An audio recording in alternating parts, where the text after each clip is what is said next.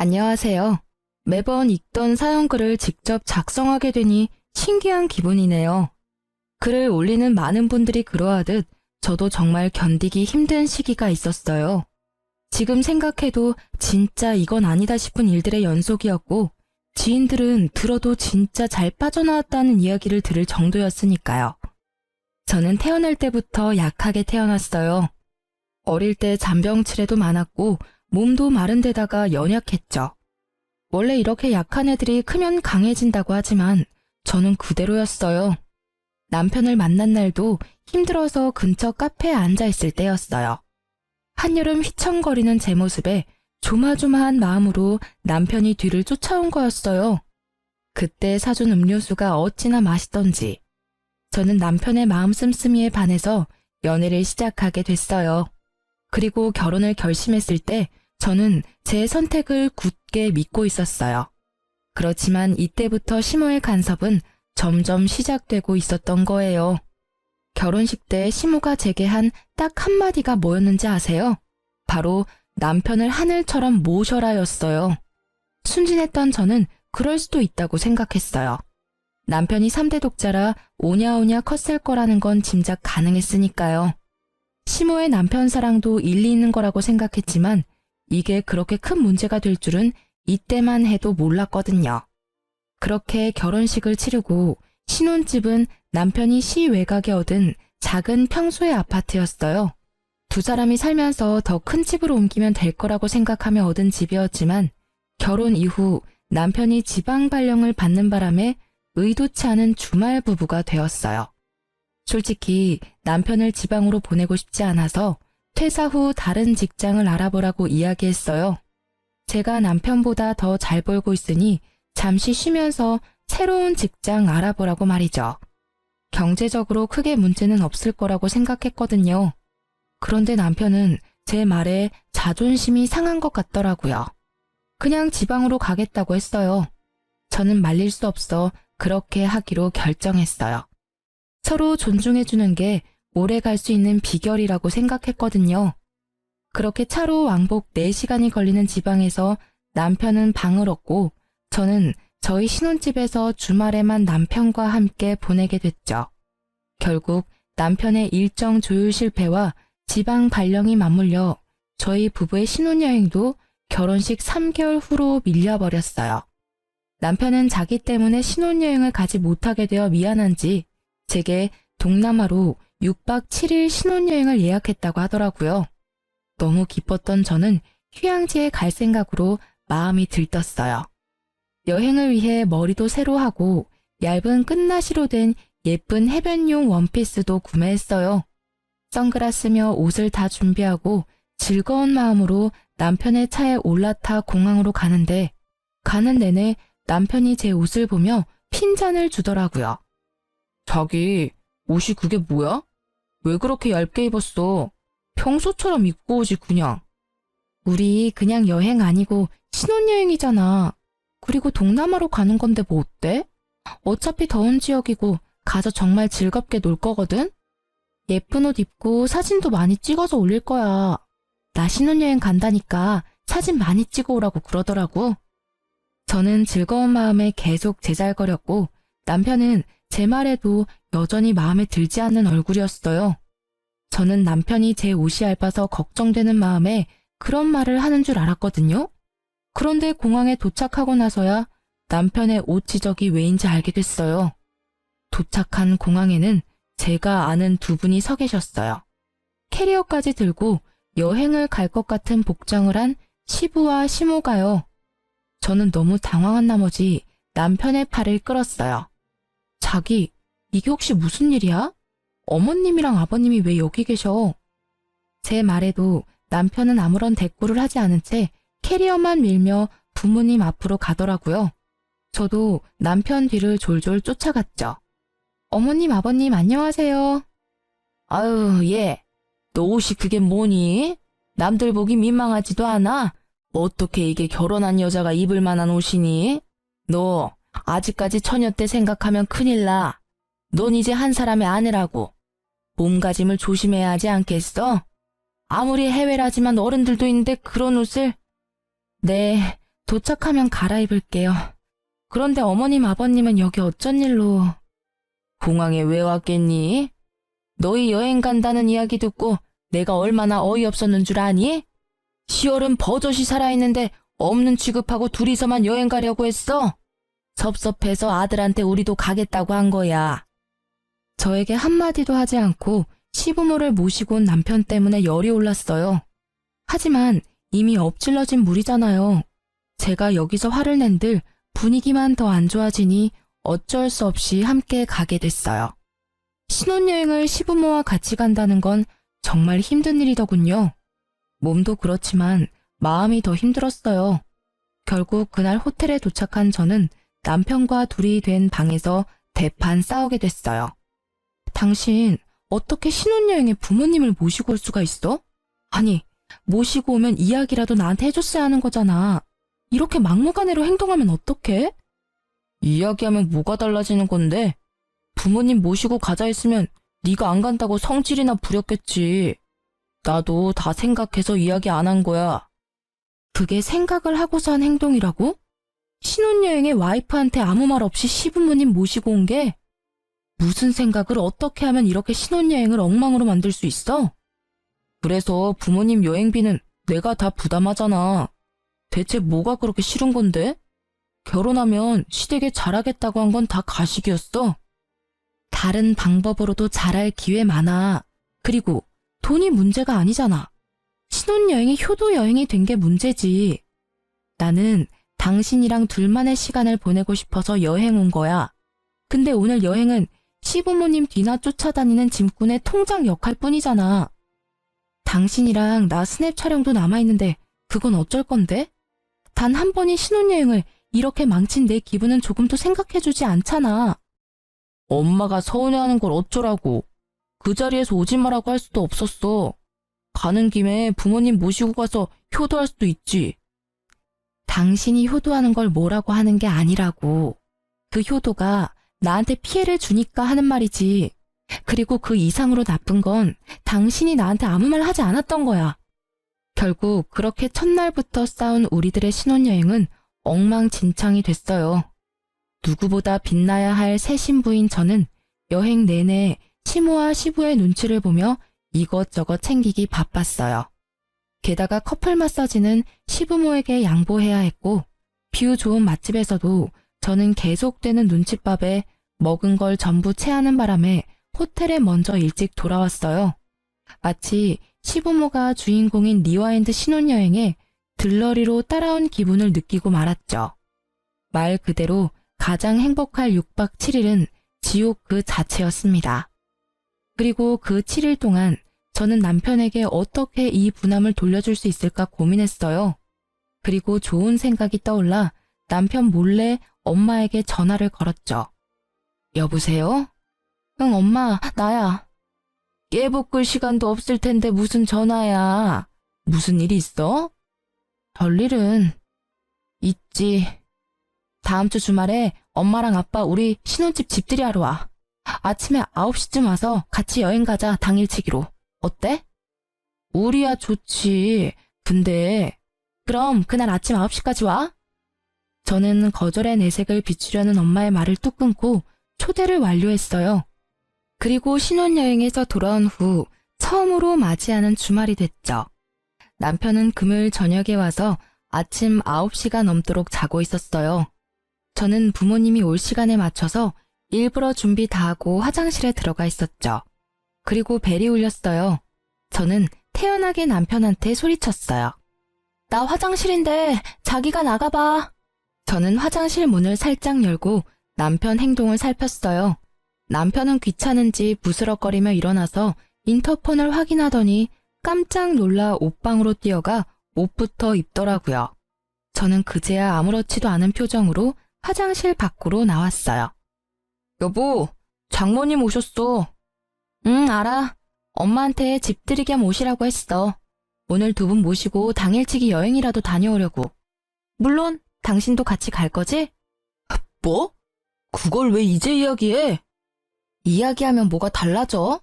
당신이 소중한 휴일 사라졌다고 성질낼까봐 말 안 했지. 나도 생각을 하고 말 안 한 거야.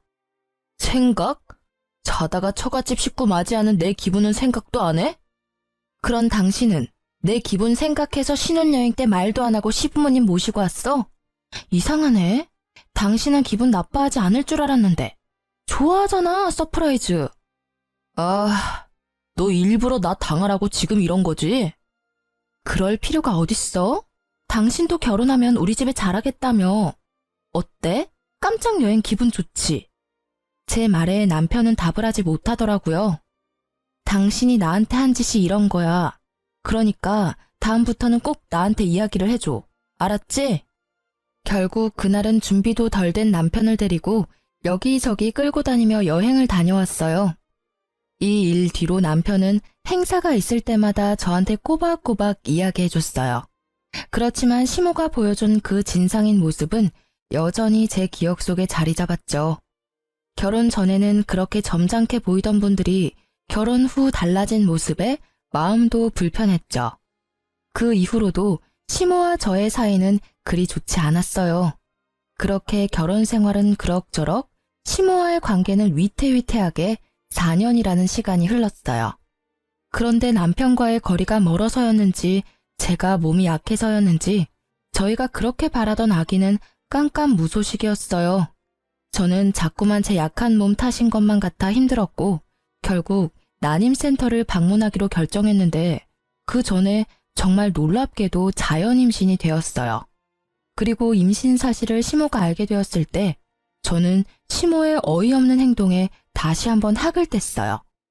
뱃속의 아이가 아들이라는 것을 확인한 시모는 그날부터 제 행동을 일거수일투족 감시하기 시작했어요. 왜냐고요? 제 뱃속에 있는 손주의 태교를 위해서라고 하더라고요. 저는 어이가 없었어요. 그렇지만 제 자식 생각해주는 시모에게 뭐라 할 수도 없어 꼬박 10달을 참았어요. 먹고 싶은 것도 하고 싶은 것도 참으며 맞춰드렸죠. 그런데 출산일에는 더 심했어요. 진통이 와서 병원에 갔더니 기어코 따라와서는 의사에게 무조건 자연분만으로 해달라 했어요. 저는 어디 드라마에서나 보던 일을 당하니 황당했고 아픈 와중에도 결국 시모의 요구에 장장 12시간을 참아내고 자연분만에 성공했어요. 그런데 더 서러운 건요. 출산 후 수고했다 한마디도 없이 딱 한마디 하더라고요. 아들 하나 가지고는 모자라니 둘은 더 낳아라. 네가 우리 집에 시집 오고 제일 중요한 일이 아들 낳는 일이야. 그 이야기에 저는 시모에 대해 더 거리를 두려고 했어요. 그러니 자연스레 친정어머니와 더 가까워질 수밖에 없더라고요. 조리원 퇴소 후 친정엄마가 제 산후조리를 위해 집에 와 계셨는데 시모가 자기가 산후조리하겠다며 저희 엄마에게 집에 가시라고 하더라고요. 결국 시모는 평일 중 3일을 저희 집에 출퇴근하셨어요. 게다가 시모는 산후조리를 해야 할 저에게 집안일 시키기만 바빴어요. 몸을 안 움직이면 더 몸이 굳어. 그러니까 많이 움직여라. 애 낳은 게 무슨 벼슬이라고 누워서만 지내? 집안일 정도는 해야 돼. 그러는 본인은 산후조리 해준다는 명목으로 친정엄마까지 내쫓고 들어와서 손주만 안고 우쭈쭈 거리더라고요.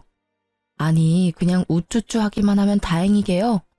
100일도 안 된 애를 안고는 제 욕하기 바쁘더라고요. 애 꼴이 이게 뭐냐? 에구 우리 영훈이 땀냄새가 많이 나네. 네 엄마가 이런 것도 안 시켜줘? 너무하네. 그치? 엄마 정말 나쁜 엄마다. 그치? 이 할미가 다 해줄 테니까 조금만 참아라. 네 엄마는 뭐 할 줄 아는 게 없어요. 회사만 좋은 데 다니면 뭐하니? 애도 못 보고 집안일도 못하는 반쪽짜리 엄만데. 그치? 이런 식으로요. 저는 시모가 아이에게 들려주는 제 욕에 스트레스를 받아 쉴 때도 편하게 쉬지를 못했어요. 그리고 제가 이혼을 결심한 그날도 시모의 강요로 나오지도 않는 젖을 아이에게 물려주고 있었어요.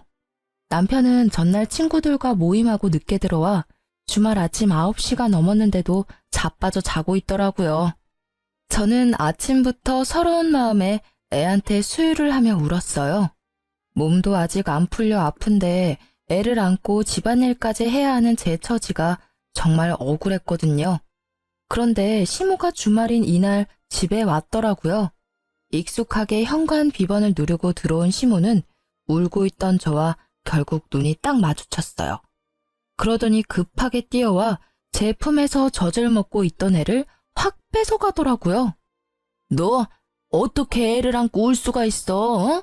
우리 손주한테 나쁜 영향이라도 미치면 네가 책임질 거야? 웃겨서 정말. 아이고, 우리 영훈이 놀랐어요. 젖 잘 먹다가 못 먹은 애는 울고 시모는 멍한 저를 째려보며 소리치더라고요. 넌 뭘 했다고 아침부터 눈물바람이야? 누가 보면 내가 대단한 시집살이라도 시킨 줄 알겠어. 우리 때였으면 너 지금 당장이라도 소박 맞고 친정에 돌아가야 했어. 알아? 그런 게 아니라 몸이 너무 안 좋아서 그랬어요. 그리고 젖 잘 먹는 애를 뺏어가시면 어떡해요? 몸이 아파? 그런 것도 못 참으면 어떻게 엄마 노릇을 할 수 있어? 애 보면서 참고 또 참아야지. 어딜 내 앞에서 눈물이나 질질 흘려? 너 이럴 거면 내가 우리 영훈이 데려가서 키울 테니까 넌 모유나 짜놔. 애 보기 싫어서 쉬워하는 거 보니 내 어이가 없어서 저런 것도 며느리라고 보고 있어야 하니 내 속에서 열불이 다 나네. 어머니, 말씀이 좀 너무하시네요. 애 때문에 온 거 아니에요. 남편이 있어도 독박 육아해야 하는 게 힘들고 어머니가 매번 산후조리 해준다고 오셔서는 저한테 일 다 시키셔서 몸이 힘들어서 온 거예요.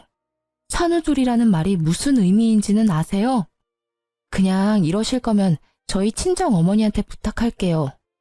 네가 뭐가 힘들어? 내가 모를 줄 알아?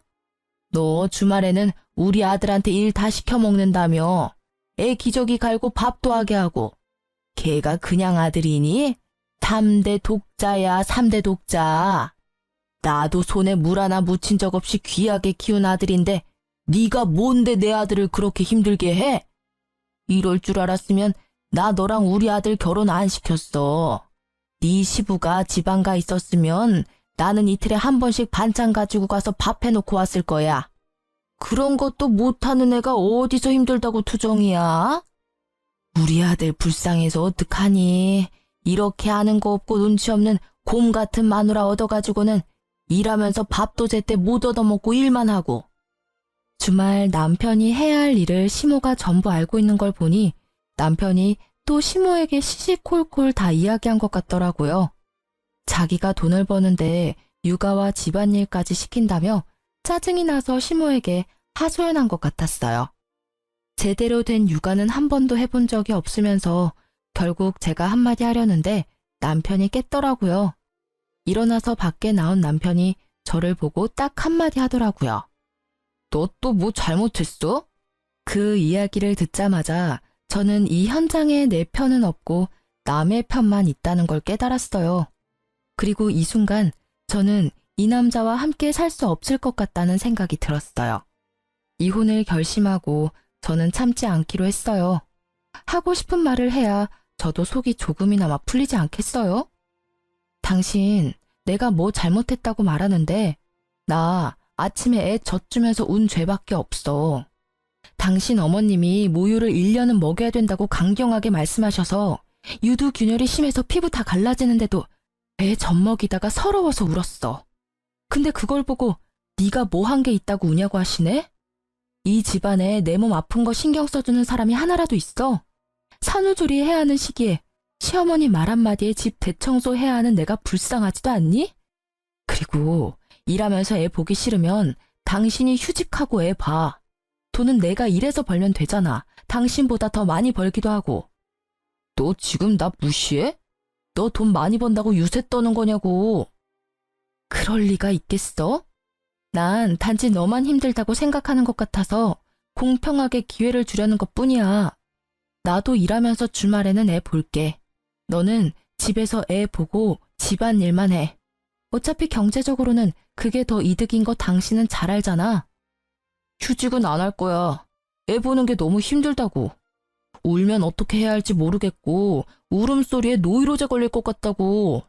그리고 애는 엄마가 봐야 하는 거 아니야? 왜 자꾸 밖에서 일하는 남편한테 시키는 건데? 애 보는 게 그렇게 힘들어?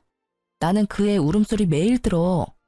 그리고 그 애 업고 집안일까지 완벽하게 해야 하고 일주일에 3일 꼬박 시어머니 오시면 시어머니 하는 말까지 들어야 하지. 그럼 내 상황은 미칠 것 같거든? 그리고 나 복귀해도 그 말 그대로 할 수 있어? 복귀하면 당신도 나도 똑같이, 아니, 내가 더 많이 벌어. 그러면 네가 육아 더 할 수 있겠어? 아니겠지. 지금도 이렇게 애 보기 싫어서 난린데. 주말에는 나도 쉬고 싶다고. 당신이 복귀해도 나는 지금보다 더 잘 볼 순 없어. 그러면 우리 엄마한테 맡기고. 어머님? 애 안고 내 욕하면서 오냐 오냐 하시는 어머님? 그렇게 큰 애가 내 말을 잘 듣기나 하겠어? 매번 듣는 게 엄마 욕이잖아. 그게 교육상 좋아? 난 절대로 어머님한테는 애 못 맡겨. 그리고 어머님, 애 낳고 100일도 안 된 며느리 이런 식으로 혹사시킬 거면 그냥 친정에서 조리할게요. 그것까지 막으시면 진짜 너무하신 거 아시죠? 그리고 어머님이 애 수유하실 거 아니면 애는 주시죠? 저더러 그렇게 모유주라고 성하셨는데 애 데리고 가서 분유는 잘 주실 수 있겠어요? 저는 아기를 시모에게서 다시 뺏어와 아기띠에 채워서 아기와 제 짐을 다 챙겼어요. 그리고 시모와 남편이 뭐라고 짓거리든지 다 무시하고 밖으로 나와 택시부터 타고 친정으로 돌아갔어요. 그 집에 있다간 내 머리가 돌아버릴 것 같았거든요. 그리고 그 다음날 남편이 제게 전화를 하더군요. 나 이제 내려갈 거야. 엄마도 이제 본가 가셨으니까 당신도 빨리 시위 그만하고 집에 들어와. 시위? 누가 시위한대? 걱정하지 않아도 돌아가지 않을 거야. 그냥 애도 나도 없는 그 쾌적한 환경에서 열심히 잠이나 쳐 자. 그리고 다음 주 중으로 이혼 서류 받을 준비나 하시고. 그렇게 말하고 전화를 끊은 저는 양육권과 친권을 가져오기 위해 육아휴직을 종료하고 일에 복귀하기로 했어요. 물론 혼자서 할 수 있는 일은 아니고 친정 부모님의 힘을 빌려야 했죠. 그리고 그날 저녁 시모가 저희 친정집에 찾아왔더라고요. 우리 며느리 여기 있죠? 너 빨리 애 데리고 집에 돌아와. 너 때문에 우리 아들 또 주말에 한 끼도 못 먹고 지방 내려갔어. 그래서요? 제가 왜 돌아가야 하죠? 전 이미 남편한테 이야기했어요. 이혼하자고요. 어머님이야말로 여기 와서 이러지 마시고 집에 돌아가세요. 너 말 다 했니? 사돈댁은 딸이 이렇게 생각 없고 모자란 사람인 거 아셨어요? 저는요, 얼마나 기가 찬지 남의 귀한 집 손주까지 데려가서 인질로 삼는 게 말이 돼? 어머님, 말씀 조심하세요. 말을 조심하라고? 내가 왜 그래야 되는데? 내 귀한 손주 뺏긴 것도 억울해 죽겠는데 너한테 고운 말이 나오겠어? 그래, 차라리 잘 됐다.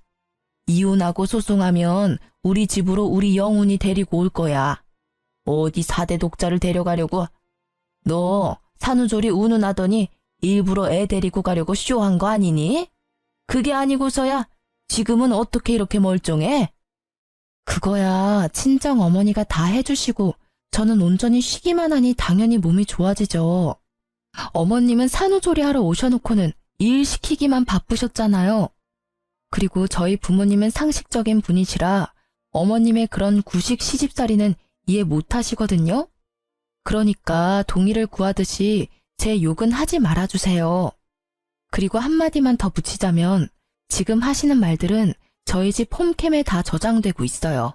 그리고 저희 신혼집에서 하신 말들도 다 홈캠에 저장되어 있고요. 그러니까 말을 아끼세요. 지금까지 모은 것들만 해도 이혼 사유는 충분하니까요. 제 말에 시모는 입을 꾹 닫아버리더라고요. 시모가 오기 전 이혼 전문가를 만나 상담했었거든요.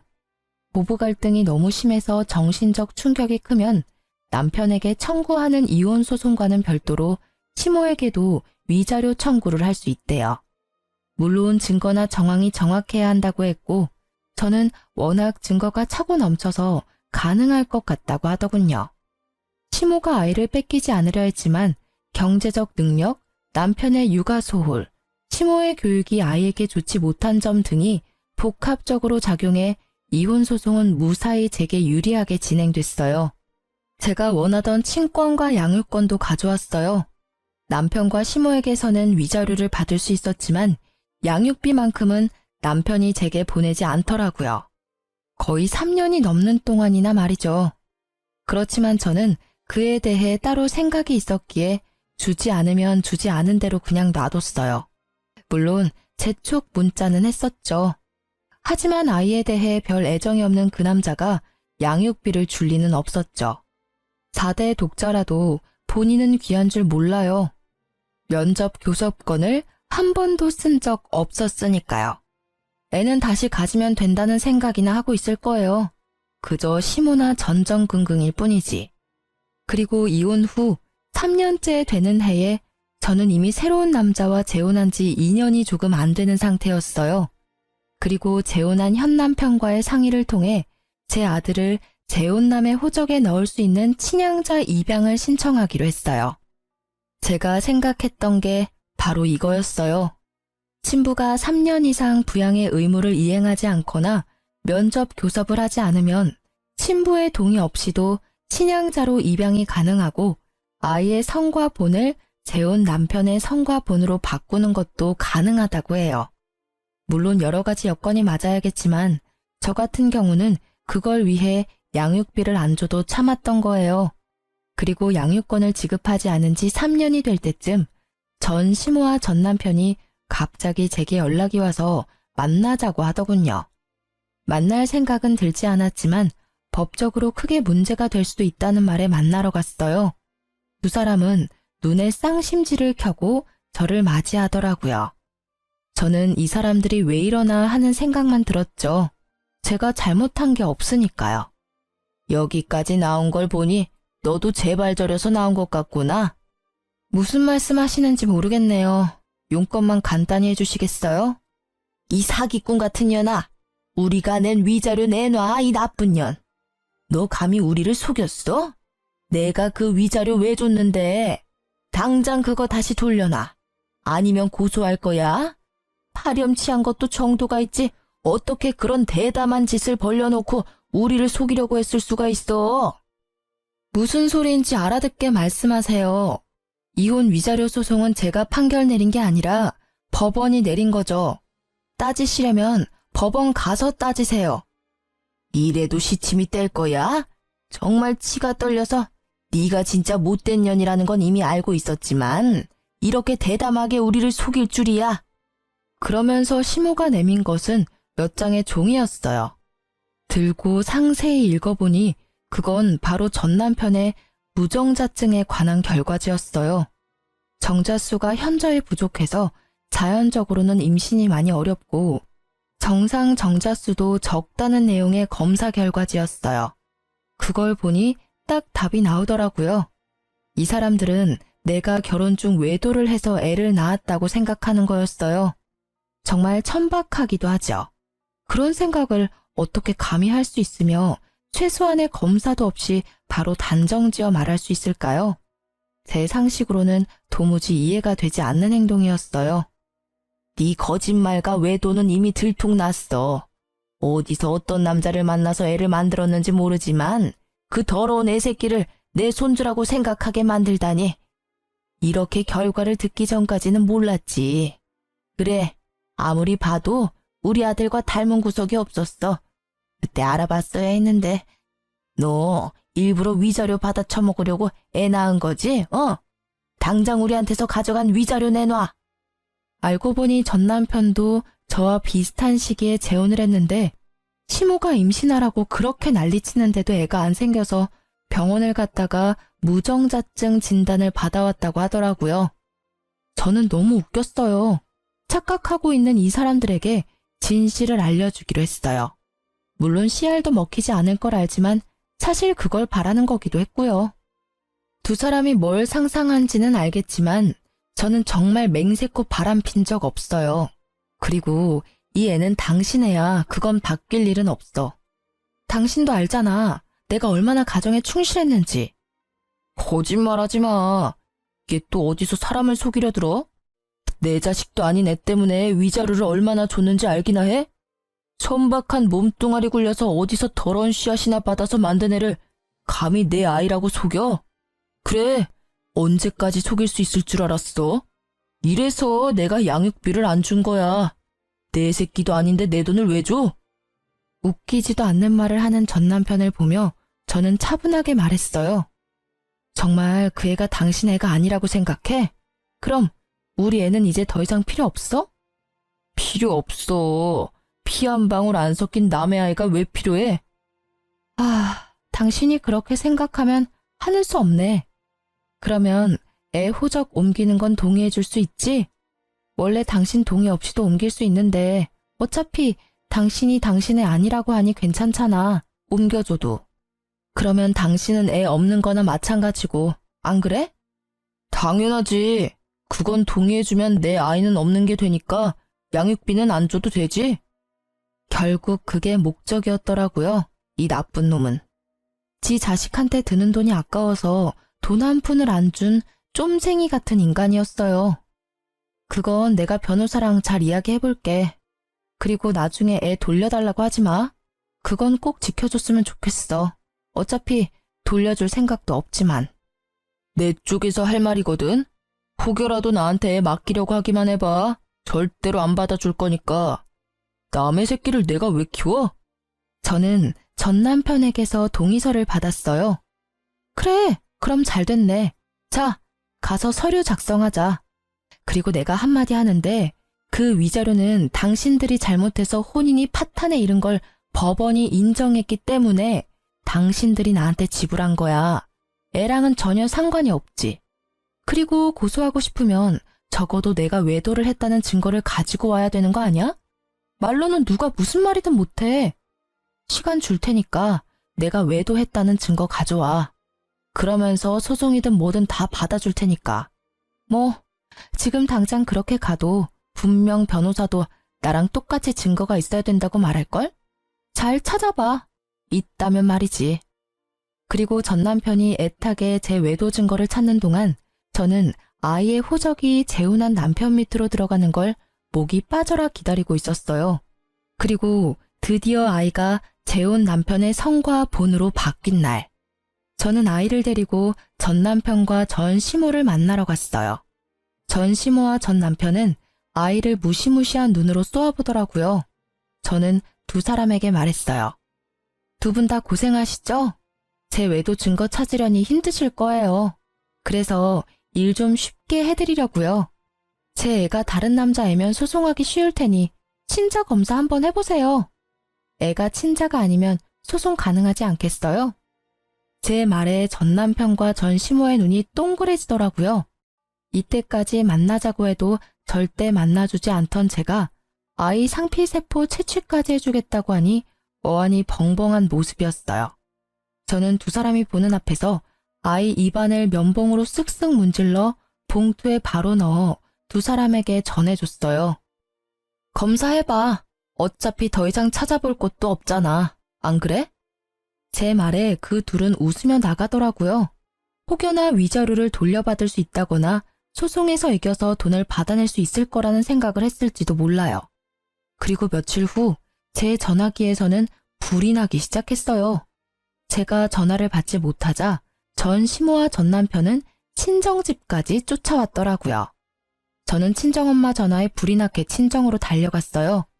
이미 한바탕 난리를 친 건지 전 시모 얼굴이 엉망이더라고요.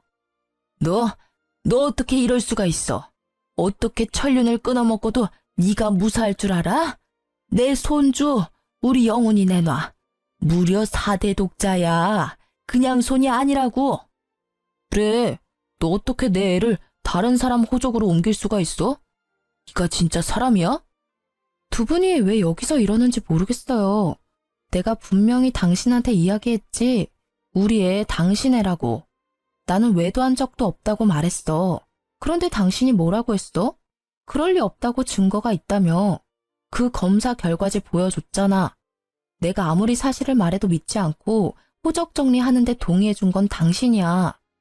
그리고 아줌마, 더러운 씨앗이니 아들 닮은 구석이 하나도 없었다니 그런 말씀하신 거 저는 절대로 잊지 않을 거예요. 그런 건 너무하잖아. 나는 분명히 당신이 외도하는 거라고 생각하고 나는 이제 애를 가질 수 있을지 없을지도 몰라. 내 아이 돌려줘. 가질 수 있을지도 모르지. 나는 가졌잖아, 당신 아이. 같이 살고 있는 재혼한 여자 젊다며 애 가질 수 있을 거야. 시험관을 벌써 몇 번이나 시도하고 있는데 안 생긴다고. 전 남편이 침울하게 소리쳤지만 전 시모는 전 남편의 속도 모른 채 말도 안 되는 말을 짓거리더라고요. 정자수가 없다고 해도 얘는 애를 가졌잖니. 분명히 이건 지금 며느리한테 문제가 있는 거야. 이것 봐라. 네 아들 떡하니 낳아준 며느리가 있는데 그 여자가 그걸 못하는 게 문제인 거야. 그리고 시험관 같은 건 하지 마. 자연 임신으로도 잘만 생기는데 왜 그런 걸 하니? 이 와중에도 시 없는 자기 아들보다 멀쩡한 두 번째 며느리를 탓하는 그 사람이 정말 하나도 변한 게 없어 보여 그저 안도할 뿐이었어요. 저 사람들하고 이제 관여하지 않아도 된다는 사실이에요. 나 진짜로 이번 생에 자식은 영훈이 뿐일지도 몰라. 그러니까 정말로 내가 잘할 테니까 우리 영훈이 나한테 돌려줘. 실제로 내 유전자를 타고난 내 아들이잖아. 생물학적 친부. 그래, 당신 애지. 근데 어쩌지? 지금은 법적으로 다른 사람 애거든. 난 지금 이 상황이 웃긴 게 내가 네 애라고 할 때는 아니라고 우기더니 제 손으로 애 호적 파주더니 이제 와서 왜 후회하는 거야? 나한테 위자료 내놔라 어쩌라 하기 전에 친자 검사부터 해보지 그랬어? 어쨌든 이제 남의 애니까 신경 꺼. 그리고 이렇게 와서 난리쳐도 이제 정말 남이니까 우리 친정에 이렇게 찾아오지도 마. 제 말에 입이 10개라도 할 말이 없었던 시모와 전 남편은 쫓겨났죠. 자신이 무정자증이라는 걸 알고 확인도 없이 저를 바람난 여자로 만들고 애를 혼외자로 만들어 소송을 걸겠다는 그 생각이 너무 가증스럽더라고요. 당연히 그들이 주장하는 소송은 진행되지 않았어요. 저의 외도는 당연히 외도를 하지 않았으니 증거가 없었고 아이는 전 남편의 친자였으니까요. 그리고 나중에 들리는 소문에 의하면 전 남편의 두 번째 아내도 시모 때문에 이혼했다고 하더라고요. 그놈의 자연임신과 남편 내조에 관해 매일 집에 와서 여자를 들들 볶았다고 해요. 앞집 사는 조련 동기한테 들었거든요. 요새 저 집이 좀 조용하다면서요. 그렇게 저는 그 사람들과 더 이상 연락을 주고받지 않았어요. 그리고 몇 달 뒤 크리스마스 날에 한번 마주치게 됐어요. 아이 선물을 사주러 재혼한 남편과 함께 가는 길에 전 남편을 정말 딱 정면으로 마주쳤거든요. 시모와 함께 쇼핑 나온 것 같더라고요. 아이는 재혼한 남편의 어깨에 목마를 타고 있었고 갓난 아기일 때 헤어진 전 남편의 얼굴은 전혀 알아보지 못했어요. 시모는 아이를 보더니 저를 아주 잡아먹을 듯이 노려봤어요. 내 손주 데려다가 남의 호적에 올린 천하의 몹쓸년. 분하고 원통해서 내가 못 살지. 내 새끼 남의 손에 키워야 하는 이 억울한 심정을 누가 알 거야? 저는 그 말을 재혼한 남편과 아들이 들을까봐 먼저 백화점으로 보냈어요. 어르신, 그 귀한 손주 더러운 씨앗이라고 욕한 게 본인이세요. 그리고 언제는 아들 닮지 않았다고 큰 소리 치시더니 그건 이미 싹 잊으셨나 봐요? 저는 하루도 잊은 적이 없는데요. 뭐? 네가 나한테 그런 말할 자격이나 돼? 속여가지고 애 호적을 팠으면서 손이 귀한 집의 아들을. 네 아들이 아니라 내 손주야. 지금 당장이라도 데려올 수만 있다면. 그만하세요, 어머니. 전 남편은 결국 자기 엄마한테 화를 내더군요. 저는 친절하게 전 남편에게 말해줬어요. 당신 어머니 치맛자락에서 못 벗어나면 세 번째, 네 번째 결혼을 해도 똑같이 이혼하게 될 거야. 알지? 제 말에 전 남편은 이미 알고 있다는 듯 얼굴에 후회가 가득하더라고요. 뭔가 반성한 게 하나쯤은 있구나 싶었는데 마침 백화점 안으로 들어가지 않고 입구에서 저에게 손을 흔드는 아이의 모습을 무척 애틋하게 쳐다보더라고요. 그런데 그 광경이 너무 웃겼어요. 자기가 그런 애틋한 눈으로 애를 볼 염치가 있나? 싶었거든요. 그렇게 애틋하게 애 얼굴 쳐다보지 마. 누가 보면 착각하겠어. 애가 그리워서 그런 표정 짓는다고 생각할 수도 있잖아. 내가 겪어보니 당신은 애가 그리운 게 아니라 그저 이제 당신이 애를 만들지 못한다는 사실이 힘들어서 손에 없는 걸 갖고 싶어 하는 것처럼 보일 뿐이거든? 넌 무슨 말을 그렇게 냉정하게 해? 내 아들 내가 그리워하는 것도 그렇게 못마땅한 거야? 내 자식 남의 아들로 만든 것도 모자라서 나를 부성애도 없는 모지리로 만들어? 네가 다 이렇게 만든 거잖아. 모든 것을 제 탓으로 미루는 이 나쁜 놈의 행태에 저는 결국 소리를 빽 지르고 말았어요. 그게 왜 내가 만든 거야? 네가 만든 거지. 애가 그렇게 애틋하고 그리웠으면 애초에 면접 교섭권은 왜 안 썼는데? 양육비도 3년 내내 한 번도 준 적 없지? 그리고 무엇보다 당신이 무정자증인 거 알았을 때 왜 우리 애가 당신 아들이 아니라는 의심부터 했어?